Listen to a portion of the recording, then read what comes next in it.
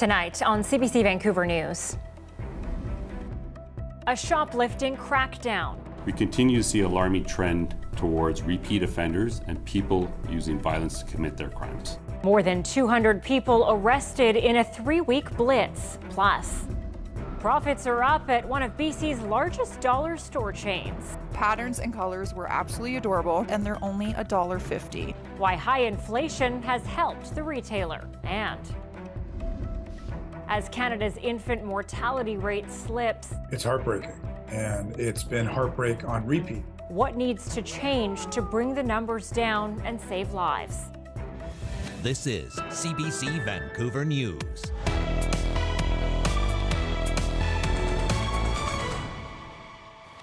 Good evening and thanks for joining us. I'm Anita Bathe. A local pharmacy's shipping policy is facing new scrutiny tonight after the province's decision to limit sales of a popular diabetes drug also used for weight loss. Yesterday, we told you that BC is restricting the amount of Ozempic that can be sold outside of Canada. But as Eva explains, this particular pharmacy's practice of shipping drugs to the U.S. is well entrenched. I'm standing here in front of Mark's Marine Pharmacy in South Vancouver. It's a business that for years has specialized in sending prescription drugs south of the border. And recently, it's become a lot more popular. That's because the province says Americans are ordering Ozempic in large quantities from 2 pharmacies in BC. And according to some TikTok users, this might be one of them. The one that I heard the most about and ended up going with is called Mark's Marine Pharmacy. Their website is canshipmeds.com. Ozempic is a drug used to treat type 2 diabetes, but it's also been used by people wanting to lose weight. The drug is advertised on the Mark's website at $350 for a month's supply. In the U.S., it costs about 3 times as much. Mark's Pharmacy says it can take online orders and ship Ozempic to the U.S., and it's totally legal. As long as it's a valid prescription that has been signed or written by a Canadian prescriber. So that is not illegal. Here's how it works. Americans get a prescription from a Canadian doctor. Then they can fill the prescription at a mail-order pharmacy, like Mark's Marine Pharmacy. No one inside the pharmacy would talk to us. We know it's run by Robert and Jordan Rosenblatt, a father and son team.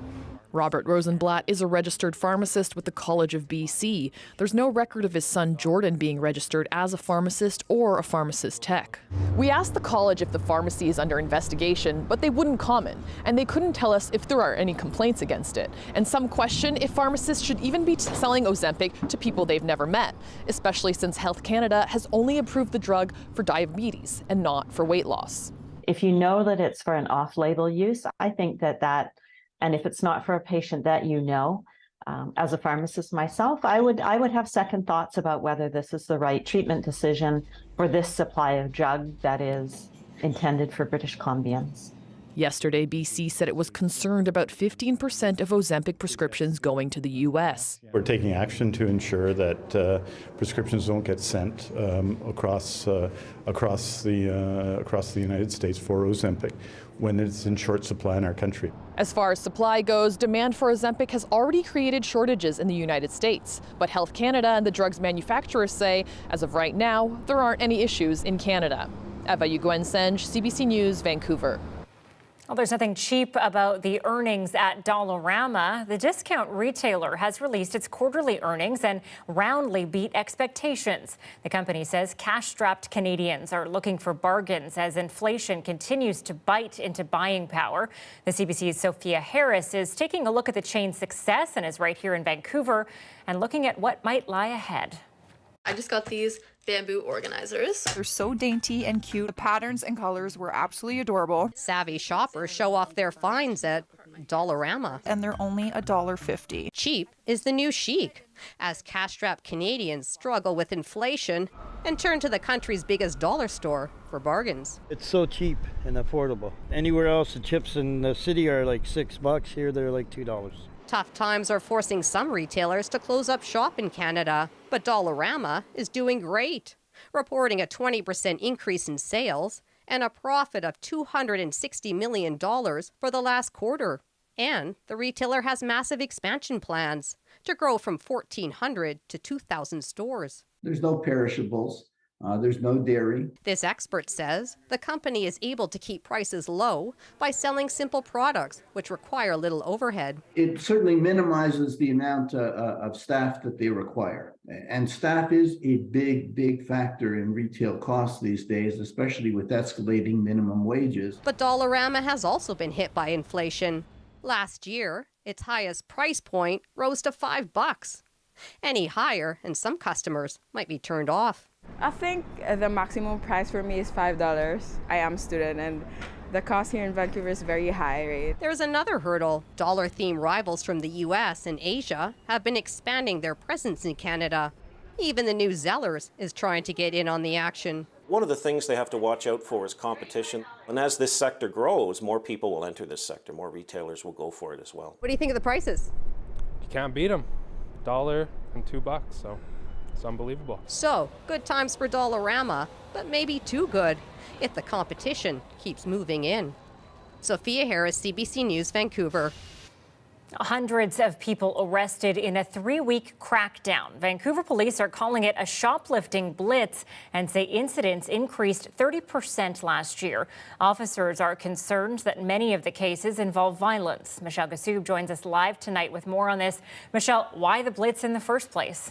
Yeah, Anita, it was really focused on getting a sense of how bad the issue of shoplifting is in this city. The VPD are calling this project Project Barcode. There were 28 retailers participating. So between February 15th and March 10th, officers were stationed outside those stores, waiting to be alerted by staff about potential shoplifters. Now, a few numbers for you. The blitz resulted in 280 investigations, 217 arrests, 47 of which were repeat offenders. There were also 24 weapons that were seized, and data shows that there was a 30% increase in shoplifting between 2021 and 2022. But police say this blitz has helped show that shoplifting has also become more violent in the city, presenting more of a danger to staff. There are also more repeat offenders, which is a concern, of course, to police, but also local retailers. At the same time we're seeing this increase in violence and abuse, we're also seeing increases in repeat and prolific offenders, stealing merchandise from stores. And while there are important business elements of this, it is most important to keep in mind that this is most urgently a people issue. Fascinating, Michelle, to see all those numbers just within that 3-week period.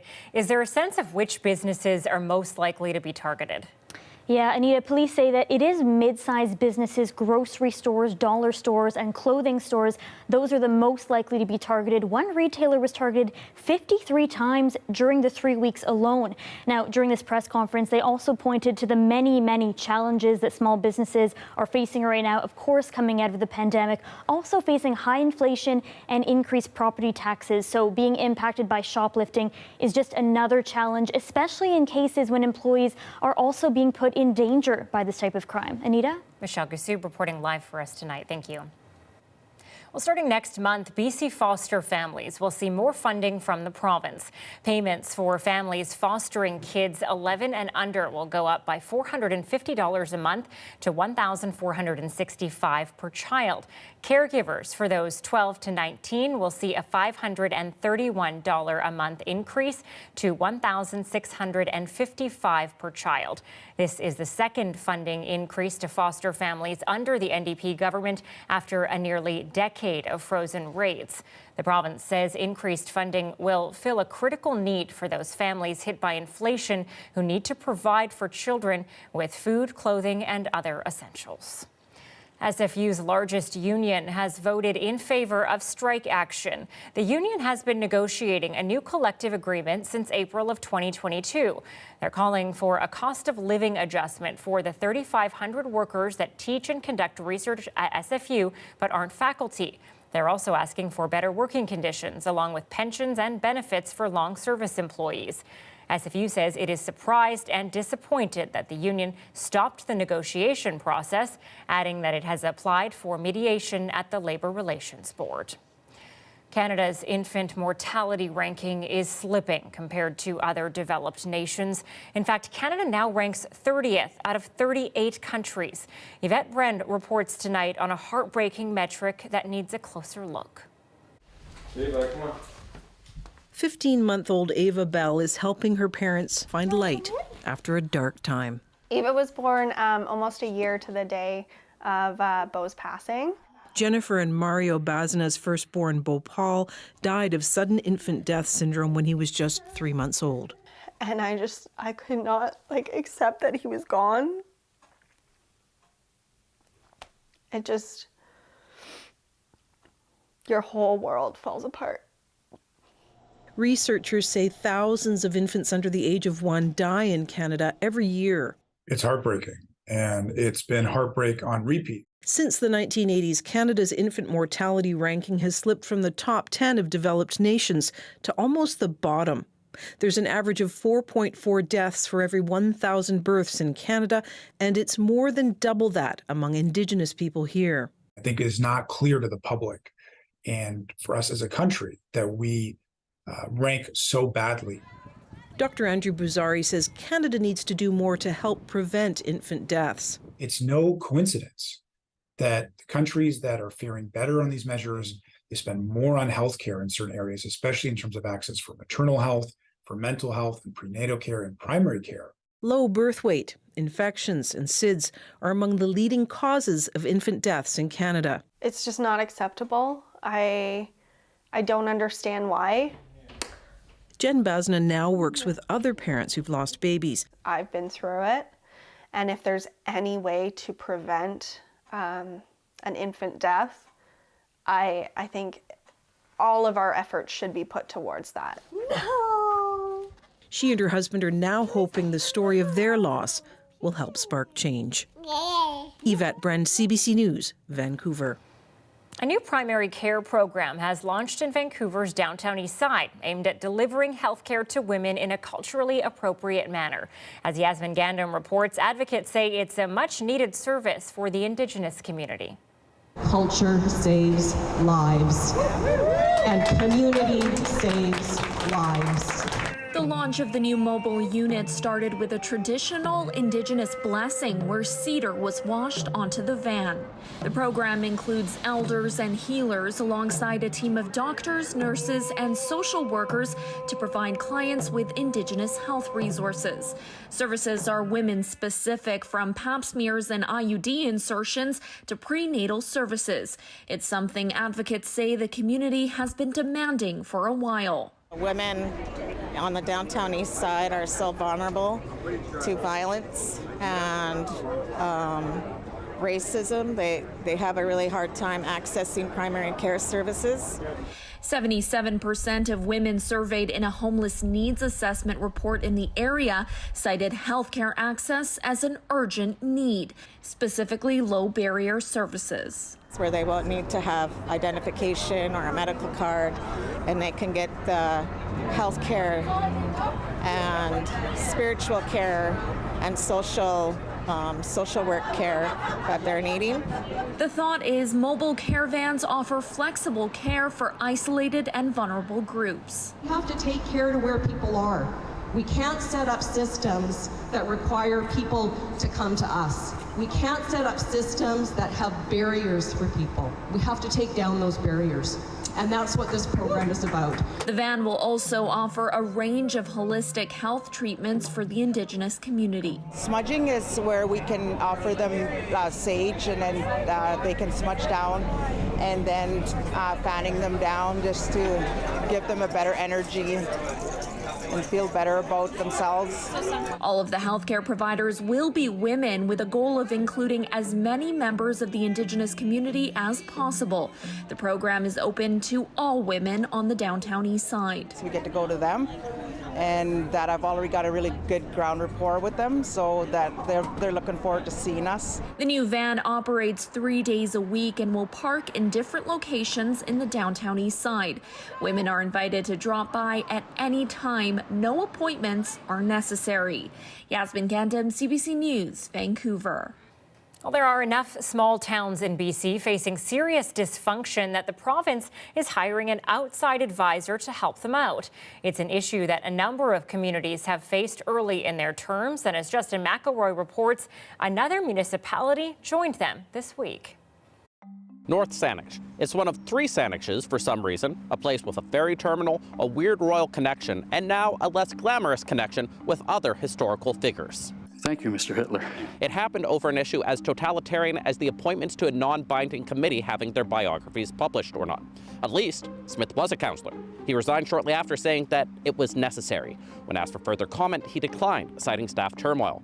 But the person he called Mr. Hitler wished he stayed on. I'm fully for discussions, open discussions. Sometimes they will get heated, but that's the way it is. You do it in front of the camera, so to speak, because they streamed, and then basically you should have a beer afterwards. It's simple as that. But it's not really that simple, not these days. It's why the province is hiring for up to $75,000 a municipal advisor for the next 3 months. In Lions Bay and Harrison Hot Springs, new mayors are fighting constantly with council, and almost every senior staff member has quit or been effectively fired. BC's Municipal Affairs Minister Anne Kang said the advisor's job is to facilitate discussions, not make recommendations for the province to act on, though she didn't close the door on that as a possibility. At this point, I have not received any recommendations, and at this point we are working to provide local autonomy for them to make decisions and to work things out on their own. She also said she doesn't think the issue of local dysfunction is a major concern. I have not heard a lot of those type of conversations during my tour around the province. But consider where we are, less than 5 months after new mayors and councillors were sworn in. You've got the 2 municipalities that this advisor is going to help. Then you have Tassis, where last week there was a gavel stolen and a screaming match. Then you have North Saanich, which also last week had, well... Thank you, Mr. Hitler. There's also Kamloops, a big city where almost every week there's a story about the entire council feuding with the mayor. And while Vancouver City Hall is functioning efficiently, yesterday a councillor raised concerns about grant organizations being respectful to the city. Local government is set up under the principle that people who disagree can do so agreeably. And right now, there's a lot of opponents in a lot of towns who can't sit down together for a beer. Justin McElroy, CBC News, Victoria.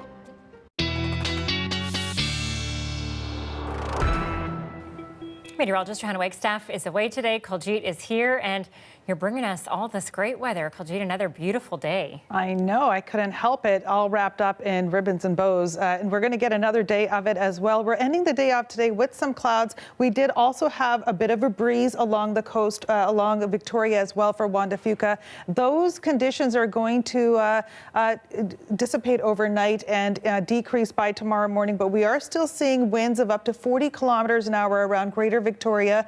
30 for Vancouver. Will be down to 20 kilometers by tomorrow morning. 20 in Tofino, 40 for Port Hardy, and 40 for Campbell River. So around the island and along the coast, we're seeing those breezy conditions, which are welcome because we are sitting in double-digit territory, so it's quite warm. Current temperatures outside right now, 16 degrees in Pitt Meadows, 15 in Abbotsford, 10 at the airport, and 13 on the North Shore, so nice and warm. The sun sets at 7:39 under a mix of sun and cloud. 6:54 it rises with sunshine tomorrow, 4 degrees in the morning. Our high tomorrow will be 14 degrees, and tomorrow another sunny day, mostly some clouds later on, but it's not going to hold off for too long, and I'll have those details coming up. Anita? All right, thanks, Kuljit. We're turning to the cost of living. It's a place with an unusual pricing structure and a lot of merchandise. Up next, we'll take you inside Surrey's own Crazy Binz.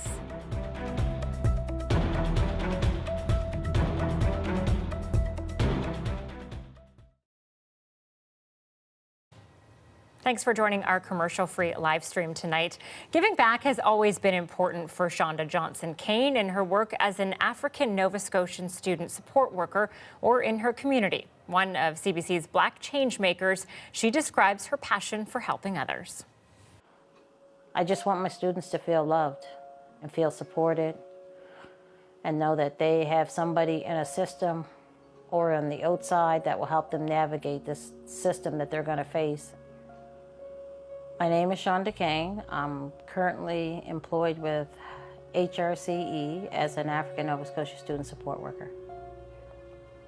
Day to day, I think it's just providing supports to African Nova Scotia children in the school system, culturally, academically, emotionally, just being present in the building, having a familiar face that they can identify with, being an advocate, a resource. So just being an extra support in the building. My whole life, I've been that supportive person to anybody that I can walk into strangers, meet strangers, and someone who needs anything, I'm there. I move quickly with them. I help advocate very quickly for them. I even walk with them to help them navigate that system, and I don't even know them. It's just, that's who I am. My mother, she always set that example of being kind. She was a caregiver, and that's who I got it from. The vulnerable population I always think about, and I always figure out how can I support them, whether it's a little small purse or a bag that I do up, whether it's just a gift card, whether it's just a conversation. In those bags and support, there's always, I always put a little note. I always put something about my belief, my spirituality, and then a positive direction or resource somewhere in there. It's always about how I made them feel in that moment. So, especially in situations in their life where they came into me in crisis and a lot of trauma, and I was that person that they could sit down and be comfortable and safe with, right? Something that I always go back to when I'm supporting somebody is to stand in truth, because I say when you stand in your own truth, nobody can use your truth against you. So I work from that model. It's accountable. I'm not mad or angry, just want to hold people accountable. And how do I get that to happen is stand in the truth. So we have to own our stuff in order to move forward.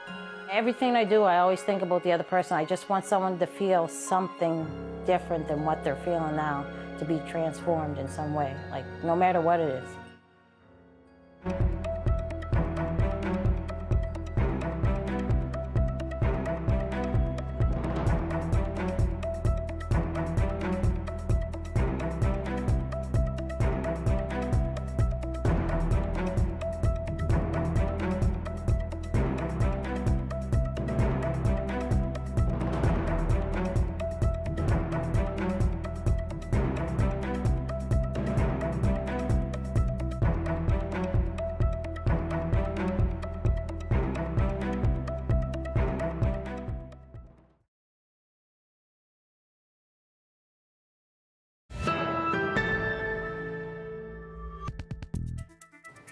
With prices increasing across the board, there's one place in Surrey that draws in a crowd every single day. It's a store that is all about a good deal, and it's called Crazy Binz. Leanne Young went to check out who is buying, and she found some surprises. Take a look. So the crew and I have been talking about this place for weeks. I'm really excited to see it. Who doesn't love a good deal? I'm a huge bargain shopper myself, so let's go inside and check out Crazy Binz.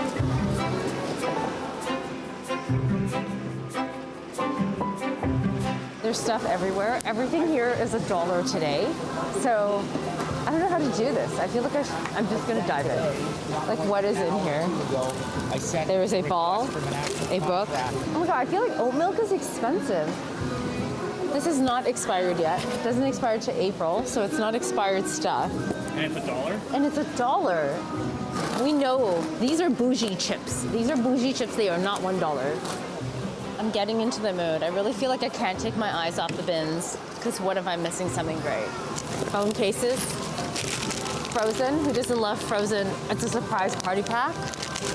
I feel like I should get this for my niece. What's your favorite thing that you bought today? I got Elsa. You got Elsa stickers. That's awesome. And I do baskets. Okay, so cute. buying the tins at $1 instead of like 10 in the stores. Yeah, because even the dollar store, you can't really get these for $1 anymore. No. Right. Okay, so let's barcode it. Oh my God, you can actually buy your like daily goods here. Okay, so Christina is. It's $26.20. Oh my God, this is $26 soap. On Amazon, exact same one, $26. For 2 bars of soap. 2 bars, and there's 2 in here. This is ridiculous. First of all, this soap is $26, which I think is ridiculous, but you can get this for $1. All right, so tell me a little bit about what you guys do here. It's a new concept of shopping, returned items. We are working with the different online retailers. Okay, so today's dollar days, but then it's different through the week. So tell me about this pricing model that you guys do. Yeah, actually we start our week on a Friday, and each item and every item should be $25. Okay. And we go down gradually. Saturday will be $10, Monday $5, Tuesday $3, Wednesday $1 like what you see now, and tomorrow Thursday will be $1. Do you ever get something that you're like, oh my God, we're gonna sell this for only $25? Like, do you ever get items that are so expensive that you're like, I'm so shocked we're gonna sell it for $25? We had a lot of laptops. Laptops, you sold laptops? Yes. Working laptops for $25? Yeah, working laptops. It was worth like $3,000. Well, so someone really lucked out that day. I think so. Actually, we have lucky customers every day. You're the good salesman. I wish he knew more about like their actual business model. I mean, obviously it's a private company, so he doesn't want to reveal too much, right? I mean, it's clear a lot of it comes from Amazon. Yes, and I'll bet, like, you know, when From people the shut app. down their stores and whatnot, like back in the day when Zellers shut down, I'll bet it would have gone to places like this, you know? Yeah, liquidators, but yeah, it would have been good to know more about the actual business itself. But Lots of cell phone cases. Tons of cell phone cases. Yeah. And this is what it is, right? Every generation we have new cell phones, and constantly all of these phones are probably like, these cases just don't fit the latest generation, and all of this waste is piling up. And if they're trying to like get people to look at it every week, they're dumping it back in the bins. This is why we're seeing so much of it. Like, at the end of the day, where does all this junk end up? And I've done story about like end of life cycle of things, donations. Where do things go? They end up at the landfill at the end when there's too much of it. It's nice, it's trying to extend the life, but it can only go so far, right? So.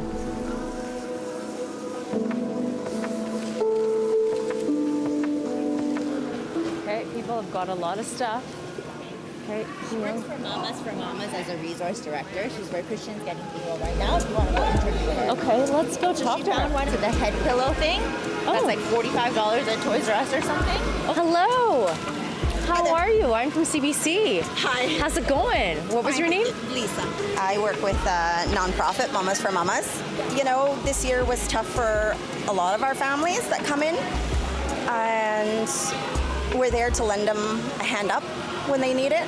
I do a lot of charity work. I had won $100 on the radio in December, and because I was done all my Christmas shopping, I had decided to pay it forward.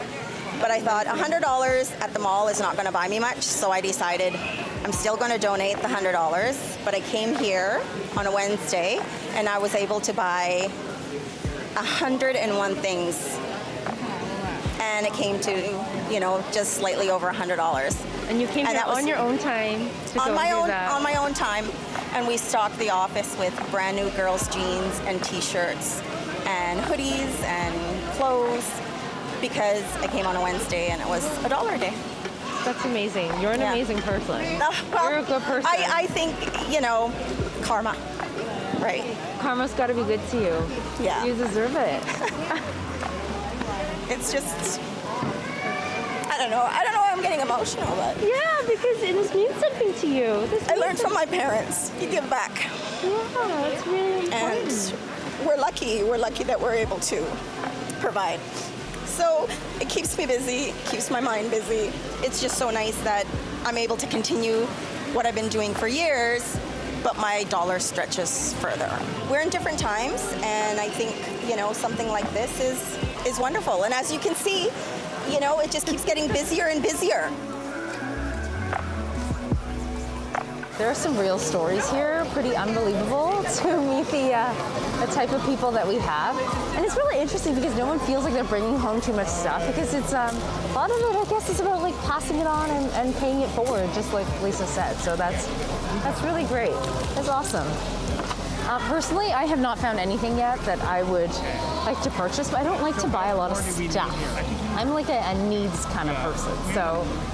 I mean, like, to me, it seems like a lot of the stuff isn't inherently useful. Yes, I agree. A lot of it, I mean, I just like, this could be, like, if you were doing like home renos or you needed something like this could be good. Like, you know, shower hooks, they're actually stuff you would need. I guess, like, my question is, like, from an affordability perspective, like, is this worth your time to, like, sort Well, of stuff. I guess if you feel like, you know, like somebody like Lisa, this is her job. Her job is to help provide for these families, and this is the way she can stretch her dollars, so it makes sense.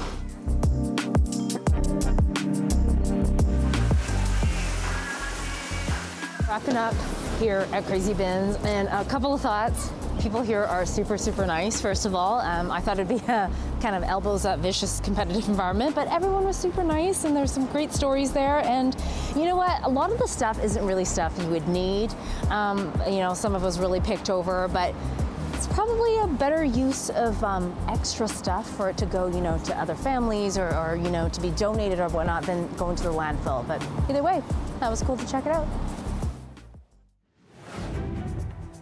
It's the phone call being heard around the country. CBC News has obtained a recorded conversation of Alberta Premier Danielle Smith discussing one man's COVID charges, what she told him and what she has to say now. Next.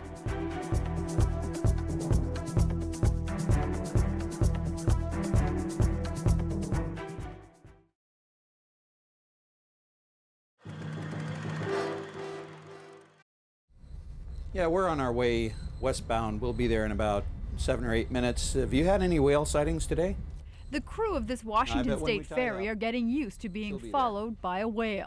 She's usually out there rolling around onto her back and flipping her flippers up in the air. For this baby killer whale, a ferry boat is her only companion. And this is her favorite, the MVSS Evergreen State. Officially known as A73, alone, her mother dead, the rest of her pod somewhere in northern Canada, she's been stranded here in busy water off a Seattle suburb for more than 2 months. To catch a glimpse of her is a treat for the locals, but for whale enthusiasts, it's a tragedy just waiting to happen. I mean, eventually there's going to be so many boats out here in the summertime, if this whale stays here, that you know, that would probably stress it out to the point and it could cause its death. Bob Wood has been bringing scientists out for a closer look. He says the debate about what to do is heating up. I think a lot of people are forming different camps. On one side, animal rights groups who want the whale left alone. They say death would be better than a life in captivity. On the other side, scientists who want to try to reunite her with her pod, something that has never been done before, and no one knows if that will work. As they struggle to decide what's best for the whale, there is one thing they all agree on. They all agree the whale can't stay here. Busy, polluted with few fish and too many people, the biggest risk here is being alone, because these whales survive only in pods, learning skills from their families. There's a lot of debate about what's the best in this situation, what's best for the whale. I think most For John Ford, saving baby whales has become a full-time job. That's because there is another whale. This is L98, a 3-year-old male from the American pod, stranded in Canadian water off Vancouver Island. It's an unprecedented situation for whale researchers. It's such an odd situation, and again, because this population is on a declining trend, it would be worth at least attempting this. Back in Puget Sound, this independent researcher will spend the next 10 days watching A73, trying to assess her health. Then, a panel of scientists will decide whether to embark on an international first and try to take this baby killer whale home. Kelly Crow, CBC News, Vashon Island, Washington.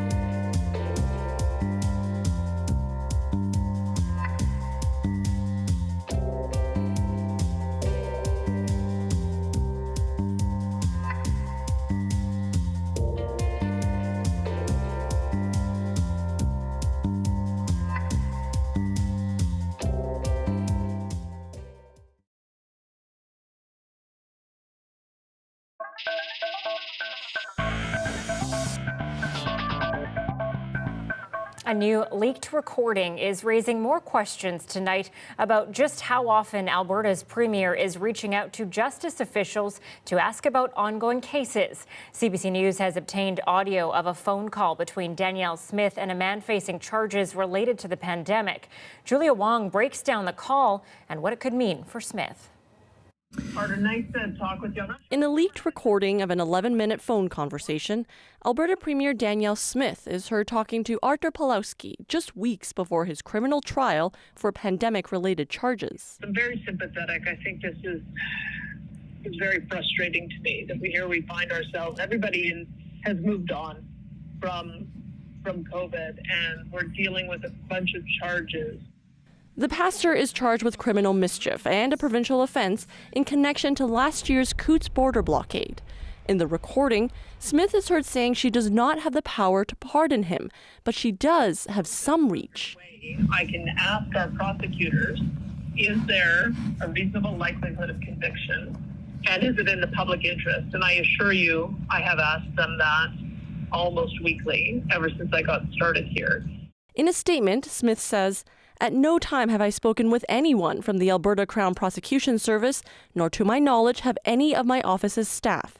Smith says she has only spoken to the Attorney General and Deputy Attorney General about the case. CBC News has previously reported sources said the Premier and her office were constantly pushing Justice Department officials to intervene in COVID-related court cases, amounting to inappropriate pressure. Smith says any communication was appropriate. It's deeply concerning. The NDP released video of the call. CBC News has obtained a full copy of the recorded conversation and has verified it. The opposition is renewing calls for an independent investigation into possible interference in the justice system. Albertans deserve to know what happened, and Albertans deserve to be reassured that their justice system is independent of political interference. We don't want political interference at any level. No politician should ever take this kind of call. It's surprising that the Premier did. While Smith may not have broken any law, this professor says it's about the ethics. I mean, it's not acceptable. I guess it's a question of what are the political consequences. And with just weeks until an election campaign, that political impact could be the biggest on undecided voters, says this expert. This is going to give them pause about her judgment. And that seems to be Danielle Smith's Achilles heel. She's smart, she's articulate, but she has a history in politics where sometimes she shows poor judgment. That's Julia Wong reporting tonight. Meanwhile, Elon Musk and a group of artificial intelligence experts are calling for a pause on AI development. As Thomas Dagler reports, Musk says if we don't slow down, the systems might be too powerful to contain. At this museum in San Francisco, artists have imagined a future where artificial intelligence says sorry for killing most of humanity. It's not meant as a joke, but a warning. It's a really amazing technology. It's also really terrifying. Now a long list of tech scholars and experts are saying the same. Billionaire Elon Musk, along with co-founders of Apple, Skype, and Pinterest, and others, writing bluntly in an open letter, AI systems with human competitive intelligence can pose profound risks to society and humanity. What do you see as the worst-case scenario here? Well, the worst case scenario is obviously that we humans gradually lose more and more control over our civilization. They're urging developers to consider a 6-month pause in the enhancement of AI technology that can create human-like responses to user prompts, like ChatGPT and Google's bot known as Bard, to ensure proper oversight and planning. The reason we want to avoid these sort of dire outcomes is because we want to realize the positive potential that the technology has to offer.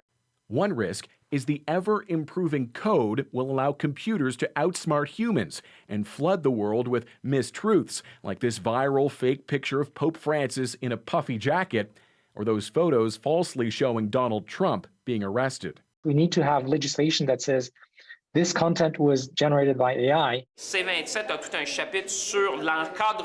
Innovation Minister François-Philippe Champagne insists the government's data privacy bill, which still needs to be passed, will regulate AI. It sure does. Easier said than done, says this expert. Once it develops emergent personality, it becomes autonomous and effectively becomes uncontrollable. We asked ChatGPT about the future, and it sought to reassure us. I am designed to assist humans, it says, and not to replace them. Thomas Daigle, CBC News, Toronto. From the pool to the rink, these two sisters are now two world-class athletes. Behind the scenes with one extraordinary Canadian family.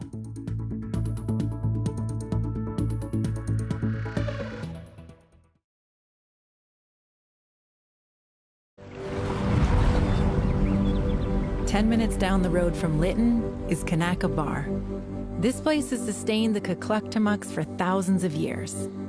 And now, this community is facing climate change head-on by doing what it's always done, working together and preparing for the future. Chief Patrick Michel takes me to one of Kanaka's weather stations. Need some help. So what we do is here we measure the precipitation and the wind speed and the temperature. They use the data to guide their decisions on where and how to build their infrastructure. So this allows us to corroborate what we're doing and allows us to design infrastructure based on the specific needs of a location. We're planning for the weather of tomorrow. Kanaka Bar shows that community is resilience.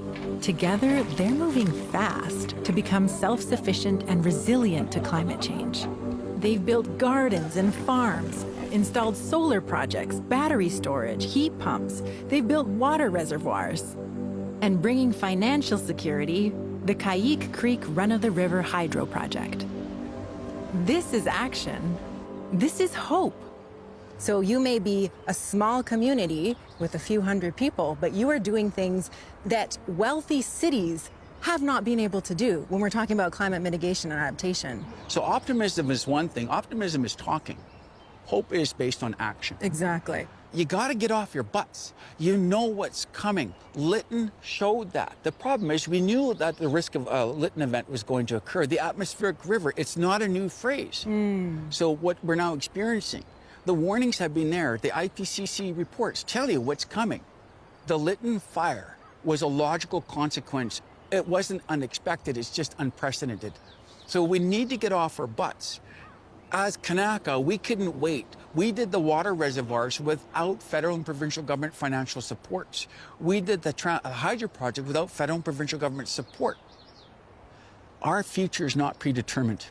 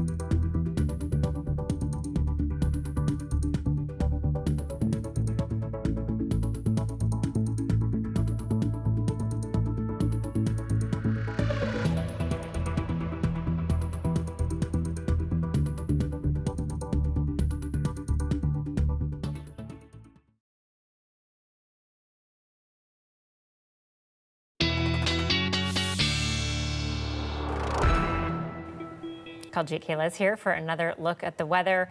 Kaljit, I think everyone is wondering, and we talked about this yesterday, but has anything changed? Are we getting rid of that rain that's I was hoping that we were going to do that, but we've been enjoying a couple of days of no rain, some clouds, mostly sunny conditions. We're going to get one more day of that. It's all thanks to this ridge of high pressure that swept across BC. It's been clearing out clouds for a couple of days, but behind it is a low pressure system that on Friday evening into Saturday morning is going to bring precipitation pretty much for the entire coast of BC and for parts of the lower mainland. Not a lot, 25 millimeters or so, and it will be very little amounts of rain per hour if you look at it that way. Some notes for today. Today's high hit 17 degrees inland, 13 by the water, above average. Today's low sitting around on the average. Windy tonight. It will continue with a bit of a breeze tonight into tomorrow morning. And BC's hotspot for not just BC and Canada was recorded in Nanaimo, 15 degrees at the Nanaimo airport. They should have a party tonight.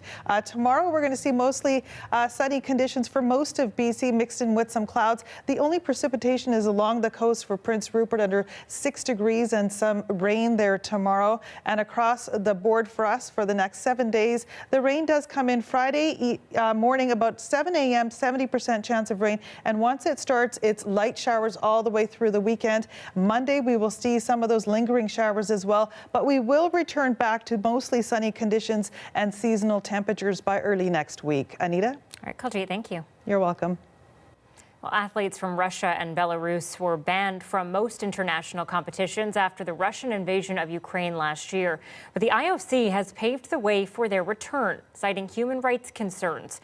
As Briar Stewart reports, it's a contentious move. Ukraine won bronze in artistic swimming at the Tokyo Olympic Games, a year and a half before the war and before the team's pool was destroyed in a missile strike in Kharkiv.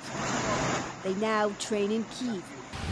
And two of the competitors, Marina and Vladislava Alexieva, say their practices are frequently interrupted by air raid sirens. Coach said in the microphone, "Girls, it's dangerous, so come on in the shelter and we must stop our training." The twin sisters dream of Olympic glory, but they say they will boycott the 2024 Olympic Games if Russian athletes are allowed to compete. Of course, we can't imagine to stand behind them and see each other on the podium, especially. The International Olympic Committee says it hasn't decided yet whether Russian and Belarusian athletes can take part in the Paris Games.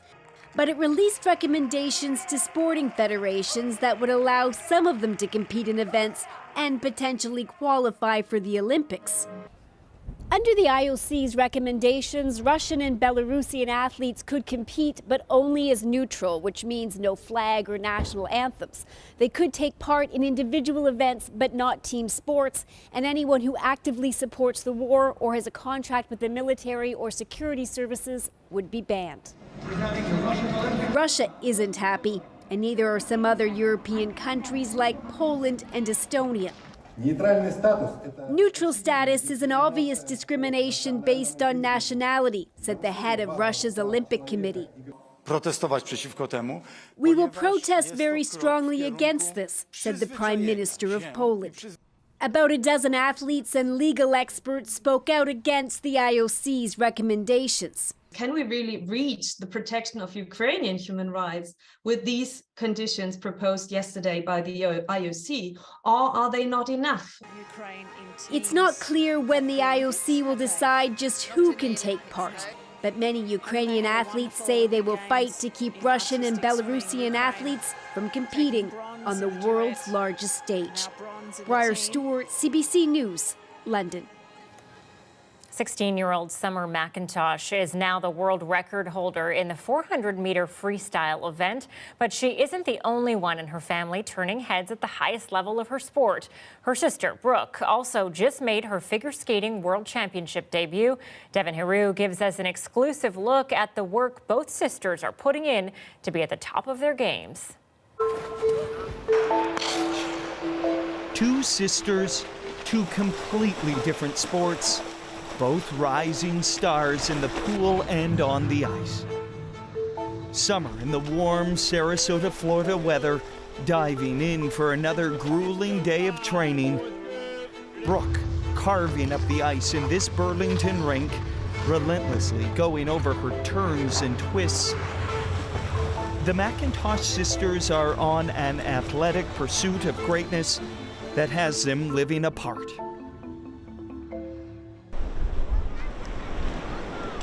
If you asked me 2 years ago if I'd be living in Florida basically full time, I wouldn't believe you. Despite hours in the pool each day, Summer still has time to show off her oasis. This beats walking around in snow.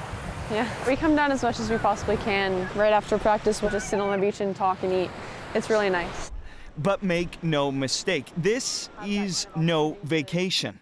I think it's just remembering what you want to achieve and thinking about your big goals and what small things you have to do to get to those big goals and just enjoying it. McIntosh has taken over. It's the kid, the champion from Canada. She's been dubbed a once-in-a-generation athlete, a world champion last summer, and it seems every time she hits the pool, Summer is breaking records. Summer McIntosh is the newest world record holder in the women's 400 freestyle.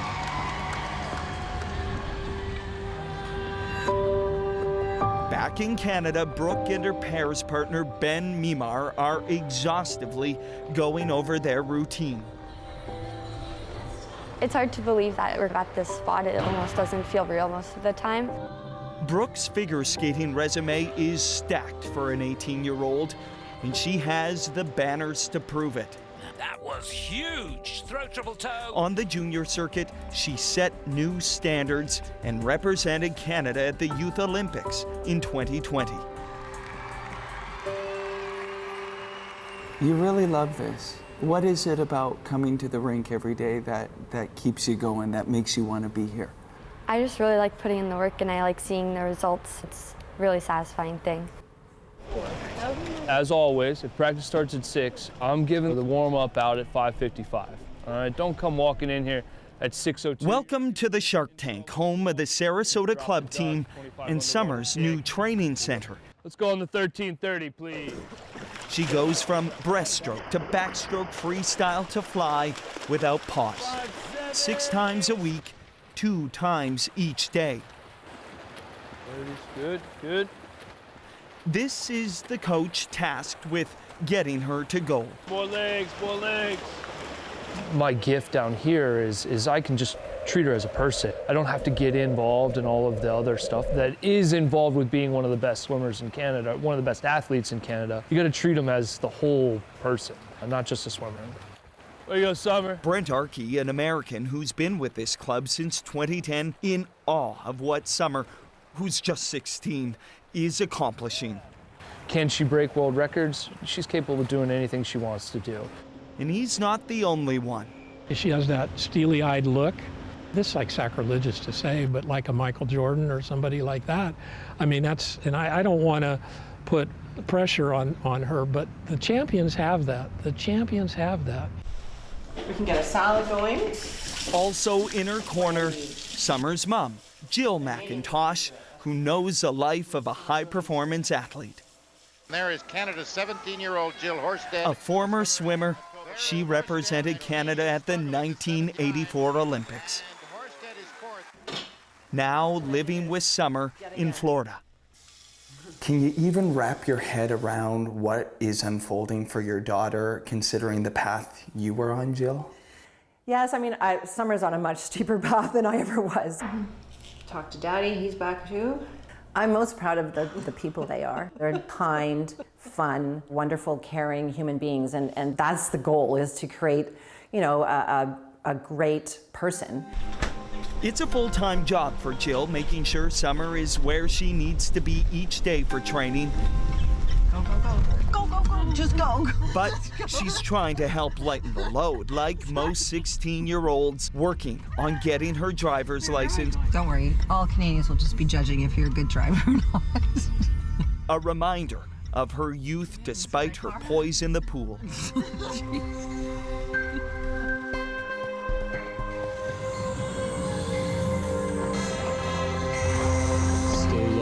Knees, okay? How do you make sense of your family, and specifically you and Summer? I know you're both so humble, but this is pretty cool. We're just like a normal family at home. We don't really talk about what happens at the pool or at the rink much when Summer and I are together. We're just there for each other because we're going through it at the same time, so we know how it is. What does success look like for you, Brooke? Long term, definitely have our eyes set on the Olympics in 2026. We've created a very intense atmosphere, which Brooke thrives in. Good hustle. Come on. Andrew Evans has known the McIntosh family for more than a decade. And then you turn, and he stays backwards, and you like cut this way and then go. He's been there through it all with Brooke and recalls the first time both sisters hit the ice. It was Halloween. Brooke was dressed like a witch, and she's super cute, and I asked her to do a couple of things, and she's super coordinated. Everything is placed and perfect. And then Summer skates by, and Summer's got a helmet on, and she's pushing with only one foot, kind of like on a skateboard. And I looked at my coaching partner, and I pointed at Brooke, and I was like, mine. Always there for support, a rare moment. Summer has returned from Florida, her first stop directly to the rink to catch Brooke's practice. When's the last time you guys were all together? A while. So it's nice to be united again. After another intense training session, it's back home for some quality family time. It's evident how proud Greg McIntosh is of his daughters. When your daughter is a world champion at 15 years old, your heart explodes when you see them standing there with the Canadian flag, singing the national anthem, where the whole arena stops to listen. It's an unbelievable feeling you can't explain. Brooke, equally, she's standing there on the podium with her partner. It's the level of pride that your heart wants to explode. The time at home doesn't last long, though. It's back to practice, apart again, but together in their mission.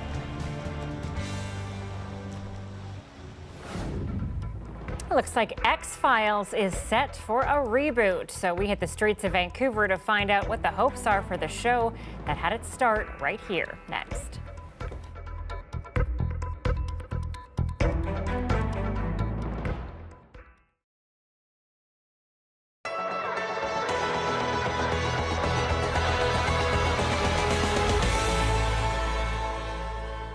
It's another season of maple syrup, and New Brunswickers are buzzing with excitement. They just can't have enough of the sweet taste of spring. I'm at King's Landing in a sugar camp where, for the first time, I'm going to see where maple syrup comes from.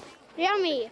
I love it. I got, from one ticket, I got 2 sticks. Talk about 2 for 1 deal. What do you think? You like maple syrup candy? Yeah. Yeah, so that's an easy sell on that front too. And it's just nice to be here, and there's tons of people, which is also fun seeing everybody kind of get out and enjoying the nice weather. But where does maple syrup come from, and how is it made?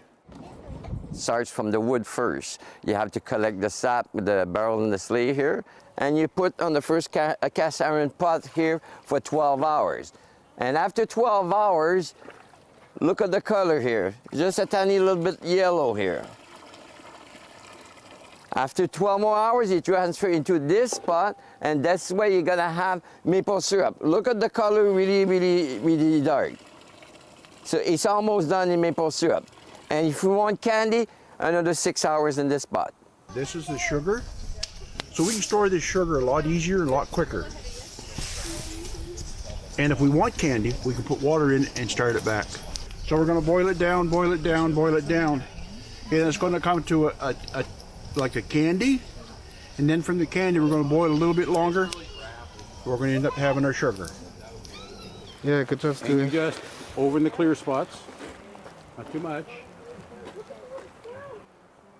So right now we are making maple candy. Maple candy, also called maple taffy.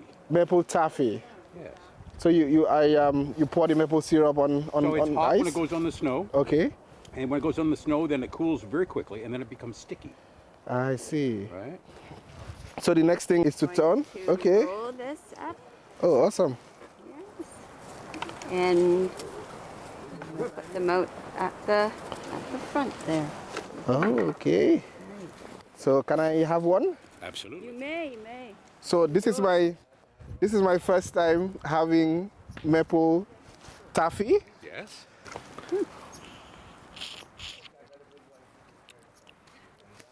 Not bad. Yeah. Very good. Very good. Yes, and you did a nice job rolling it up. We like to have it so that it just raises up off the snow. Yeah. That's sweet too. Very sweet. What was it like rolling it on the ice? I have done it before, but it's not easy, but it's well worth it. Mine just was stuck in the snow. Here we have Maple, the first taste of spring, which is an event to celebrate New Brunswick's maple making history. And it's something that people love. They love the taste of it. It's so good. This is a long, long tradition. And this tradition cannot be lost because it's important for a whole people to know about it. And also enjoy a little bit of sweet because everybody's got the sweet too. We end our show tonight with another show that's coming back. It's an iconic one that helped set the stage for Vancouver's place in film and television. The X-Files is set to be revived by director Ryan Coogler, who also directed Black Panther. So with word that the show is set to be reborn, we hit the street to ask people what they might like to see.